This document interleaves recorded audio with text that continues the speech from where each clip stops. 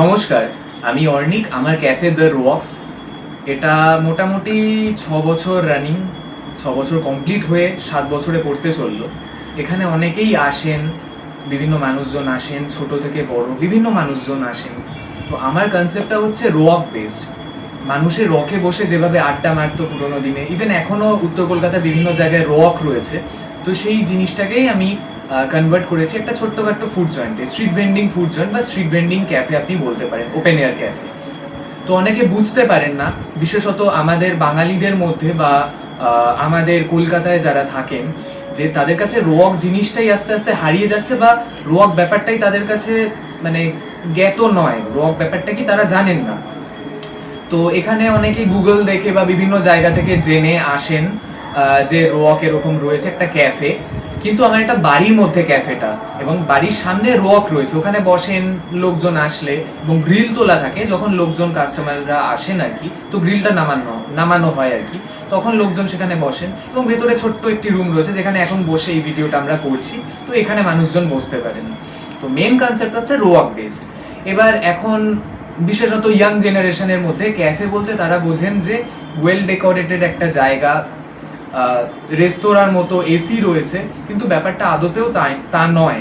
হ্যাঁ, চায়ের দোকানের থেকে একটু বেশি কিছু জিনিস পাওয়া যাবে, শুধু চা কফি নয়। তো আমার এখানে সব ধরনেরই জিনিস পাওয়া যায়, রোটেশনালি হয়, যখন যেটা যেমন ইচ্ছা হয়, যেহেতু আমার পুরোটা একা হাতে করতে হয় আমি করি। এবং চা কফি, এখন চাটা করি না, কফির আইটেমস বিভিন্ন থাকে, এবং অন্যান্য রেস্তোরাঁর আইটেমও কিছু কিছু করা হয়। এবং আমার পাশে বসে রয়েছে কলাপি চক্রবর্তী। ও আমার একদম নিজের বোনের মতো, ও একদম রোয়াক্সের জন্মলগ্ন থেকে, দ্য রোয়াক্সের জন্মলগ্ন থেকে আসছে, এবং প্রায়শই ও আসে। তো কলাপি আজকে আমাকে ফোন করেছিল এরকম আসার জন্য, তো আমি বললাম যে হ্যাঁ চলে আসতে পারো। ঠিক সেই মুমেন্টে আমার মনে হলো কেউ বোধহয় নিচে, আমাদের যেহেতু পুরোনো বাড়ি, তো উঠোন থেকে কেউ চলে গেল। পরে আমি বেরিয়ে দেখলাম একটি ছেলে মেয়ে চলে যাচ্ছে, পিঠে ব্যাগ, বোঝা যাচ্ছে যে কলেজ স্টুডেন্ট বা এরকম হবে। তো আমি জিজ্ঞেস করলাম আপনারা কি ক্যাফেতে এসেছিলেন, তারা বললেন যে না। এই ব্যাপারটা অনেকেই এরকম হয়ে থাকে, যেহেতু বেরিয়ে তারা বুঝতে পারে না, আমি মানে যেহেতু এতদিন ধরে কাস্টমার হ্যান্ডেল করছি, আমি বুঝতে পারি যে তারা ক্যাফেতে এসেছিল, কিন্তু বুঝে উঠতে পারেন না যেটা সচরাচর তারা যেমন ক্যাফে ভাবেন, ওয়েল ডেকোরেটেড বা এসি রয়েছে বা তেমন একটা ব্যাপার রেস্তোরাঁ মতো, তেমন নয়। এটা কারোর বাড়িতেও হয়তো ঢুকে পড়েছি, বা তারা ভয় পেয়ে যান কেমন। তো আমি অনেক সময় যেহেতু আমার বাড়ির মধ্যে, আমি বাড়ির পোশাকেই থাকি আর কি, তো এটাই আপনাদেরকে বলা যে আপনারা আসুন এবং পারলে এই ভিডিওটি দেখবেন। এবং বিভিন্ন জায়গায় আমাদের যে সোশ্যাল হ্যান্ডেলসগুলো রয়েছে সেখানেও একদম বলা রয়েছে যে 1 বা 2 দিন আগে জানিয়ে আসলে খুব ভালো হয়, বিশেষত গ্রুপে আসলে বা জানিয়ে আসলে আমি স্লট ওয়াইজ করে দিই, যেহেতু একা হাতে করা।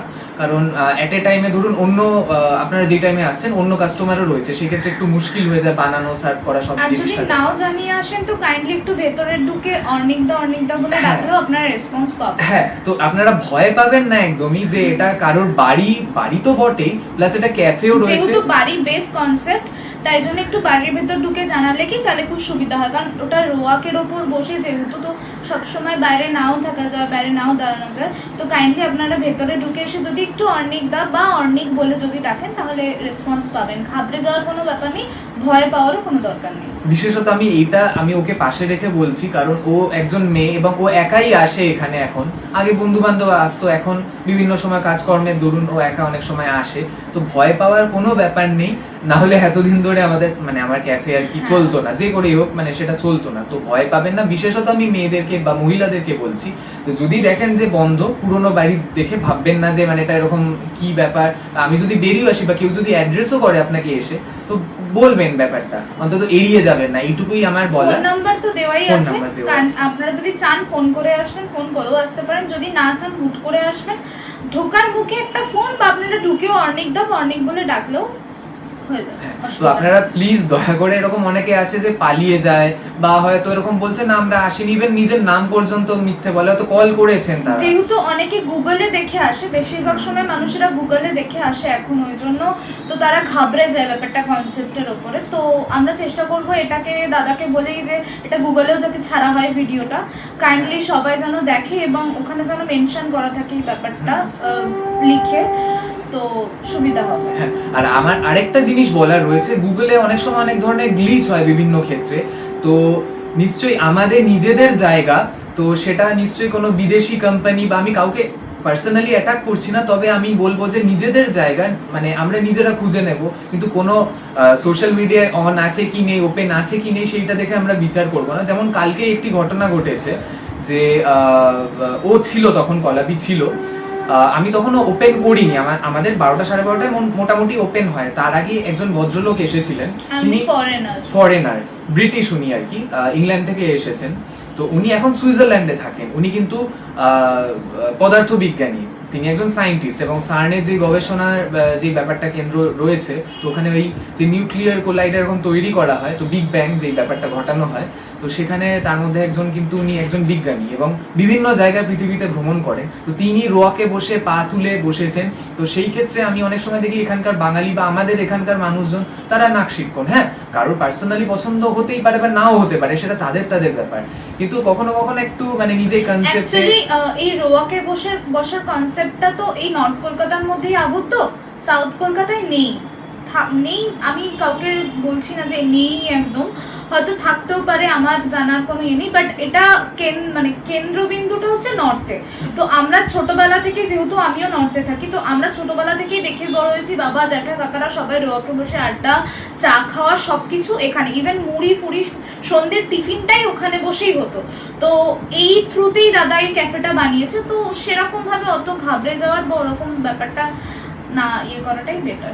এবং আমি একটা লাস্ট পার্সোনালি আমি বলছি যে সেটা সম্পূর্ণ আপনাদের ব্যাপার, আপনারা অ্যাভেল করবেন কি করবেন না সেটা আমার জোর করার কিছু নেই। তবে আমি অনেককে বোঝাতে চাই, তো প্লিজ কাইন্ডলি আপনারা খেতে হবে না, কোনো আইটেম ট্রাই করতে হবে না, অন্তত ব্যাপারটা বা কনসেপ্টটা শুনে যান, যেখানে একজন বিদেশি ভদ্রলোক বা বিদেশি মানুষরা এসে শুনতে পারেন। শুধু আমি আমার জায়গার ক্ষেত্রে বলবো না, যে কোনো এরকম জায়গা আপনারা যদি মনে করেন যে নিজের দেশের লোকজনই এরকম ইয়ে করছে, বুঝতে পারলেন না, একটু চেষ্টা করবেন। হ্যাঁ সব মানুষ সমান হয় না, ভয় পেয়ে যাওয়াটা স্বাভাবিক, কিন্তু তাও একটু জানার চেষ্টা করবেন। আগু পিছু হয়তো আপনারা চলেও গেলেন কোনো জায়গা থেকে, জায়গার অ্যাম্বিয়েন্স বা কিছু দেখে হয়তো আপনারা ভাবলেন প্রাথমিকভাবে, কিন্তু পারলে সেটা নিয়ে একটু পরে রিসার্চ করবেন বা একটু দেখবেন কোনো জায়গা ঘেটে যে সেই জায়গাটা কি আদতে কি কনসেপ্ট। তো এইটুকুই আমার মানে বক্তব্য, শুধু রক্সের হয়ে আমি বলছি না, এরকম বিভিন্ন বিজনেসম্যান বা বিভিন্ন মানুষের ক্ষেত্রে বলছি, আপনারা পারলে একটু যাচাই করে নেবেন, হুট করে চলে যাওয়া বা এরকম ইয়ে সেটা করবেন না। আমি সবার হয়ে এই কথাটা বলছি, সবার মানে আমার বিশেষত দেশের মানুষ এবং কলকাতার মানুষের হয়ে বলছি। ধন্যবাদ।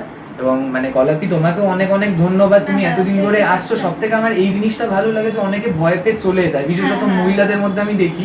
তো আমি একজন মেয়ে হয়ে সাজেস্ট করবো যে ভয় পাওয়ার কোনো দরকার নেই। আপনারা ফোন, বারবার এই কথাটা বলছি, আপনাদের নাম্বার দেওয়া আছে, আপনারা ফোন বা হুট করে যদি না প্ল্যানিং করে যদি আসেন, আসার 1 মিনিট এখানে দাঁড়িয়েও আপনি ফোন করতে পারেন, বা একটু ভেতরে ঢুকে অর্নিংদা বা অর্নিং বলে ডাকলেও। ইভেন আজকে যে ছেলেমেয়েটি এসেছিল, তো তারা আমি যখন জিজ্ঞেস করলাম, তারা না বললো, আরো খানিকটা এগিয়ে তারা গিয়েছিল, তো আমি গিয়ে জিজ্ঞেস করলাম আমরা তো ভেতরে ঢুকেছি, তখন তারা বললেন যে আমরা গুগল দেখে আসিনি, আমরা পাস করার সময় দেখলাম যে ফর ক্যাফে কোয়ারিজ এরকম লেখা আছে, তো তারা ঢুকেছেন।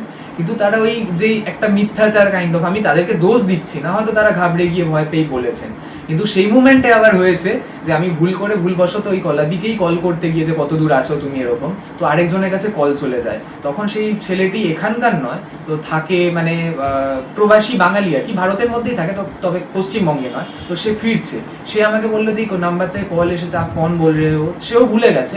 আমি যখন বললাম এরকম ক্যাফে থেকে, তো সে ঘুরিয়ে আরেকবার কল করলো এবং সে জিজ্ঞেস করলো শনিবার কি খোলা রয়েছে ক্যাফে, আমি আসবো।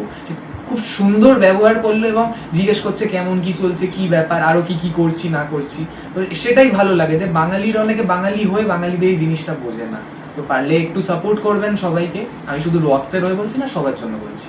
Thank you so much. এবং এই যে পুরো ভিডিওটা মানে করা হলো, এই ভিডিওর পেছনে রয়েছে আমার বন্ধু সাক্ষ্য মিত্র। আপনারা কলকাতা কনভোজ থেকে শুরু করে বিভিন্ন জায়গায় যেই ভিডিওগ্রাফিগুলো বিভিন্ন সময় ক্যামেরার মাধ্যমে স্পেসিফিক্যালি দেখে থাকেন, সেটা ওই করে। ও টুয়েলাইট ফটোগ্রাফি বলে একটি পেজ রয়েছে, তো টুয়েলাইট ফটোগ্রাফি আপনারা পারলে অবশ্যই ফলো করবেন। সেখানে প্রি ওয়েডিং, পোস্ট ওয়েডিং সব ধরনের ফটোগ্রাফি এবং ভিডিওগ্রাফি, এডিটিং যাবতীয় জিনিস সেখানে করা হয়, সব ধরনের সলিউশন সেখানে রয়েছে, আপনারা অবশ্যই যোগাযোগ করতে পারবেন। এবং আমি ওর নাম্বার এবং ওর পেজের লিঙ্ক সব কিছু ডিটেলসে দিয়ে দেবো, অবশ্যই চেক আউট করবেন। থ্যাংক ইউ সো মাচ, ধন্যবাদ।